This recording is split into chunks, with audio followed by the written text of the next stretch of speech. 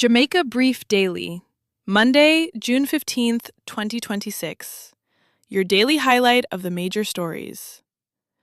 In law enforcement news, 2 officers dead. JCF in mourning. The Jamaica Constabulary Force is grieving the loss of 2 of its members this weekend. District Constable Nicholas McLean, 54, of the Constant Spring Division, died at the Kingston Public Hospital on Saturday after suffering a gunshot wound to the head. A second officer, Constable Mikhail Francis, died by suicide at the Maroon Town Police Station in St. James. 3 other officers were injured in separate incidents over the same weekend. The JCF is calling for increased support for the mental and physical well-being of its members. Story 2. 11 men dead in 24 hours. No body cameras used.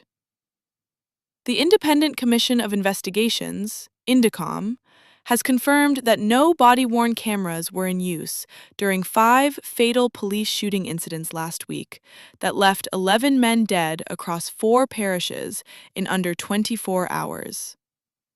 The incidents included 2 quadruple fatal shootings in St. James, St. Catherine, Clarendon, and St. Andrew. Residents in retirement St. James disputed the police account that 4 men, including a father and son, had engaged officers in a shootout. INDECOM's disclosure raises serious accountability questions at a time when public trust in law enforcement is already under pressure. On Jamaica's environment, mangroves under threat, charcoal burners the biggest culprit. Jamaica's mangroves are disappearing, and Minister of Water Matthew Samuda says the biggest threat is not developers, it is charcoal burners. Speaking at the Rotaract 7020 conference in Trelawney, Samuda said poverty is driving people to illegally cut mangroves for firewood, causing severe degradation of coastal ecosystems that protect communities from storm surges. He called for mangrove nurseries, community partnerships, and national legislation to address the crisis. Jamaica's coastal communities, particularly those in tourism-dependent areas, face long-term consequences if action is not taken urgently. A warning tonight about men's health.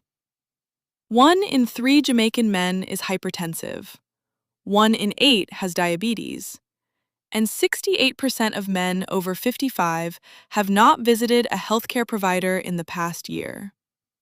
The managing director of JN Life Insurance, Hugh Reid, is sounding the alarm, warning that men's health neglect is not just a personal issue, it is a national economic crisis. Over the next 15 years, Jamaica could lose as much as $47 billion in workforce productivity due to NCDs. Reid is urging men to take preventive care seriously and calling on the government to invest more in life insurance and critical illness coverage as a social safety net. And closing on a proud moment for Jamaica, NCBJ recognized with multiple international banking awards. National Commercial Bank Jamaica has been ranked among the top-performing banks in the Caribbean, securing multiple international banking awards in 2026, including Best Bank Jamaica and Best FX Bank from Global Finance magazine, and Best Trade Finance Provider for the 8th consecutive year. Interim CEO Cherie Martin said the recognitions reflect the bank's financial strength, customer focus, and ongoing transformation. For Jamaicans at home and abroad, NCBJ's global standing is a reminder that Jamaica can build and sustain world-class institutions. That is your Jamaica Brief Daily Rundown for Monday, June 15th, 2026. Please subscribe and share.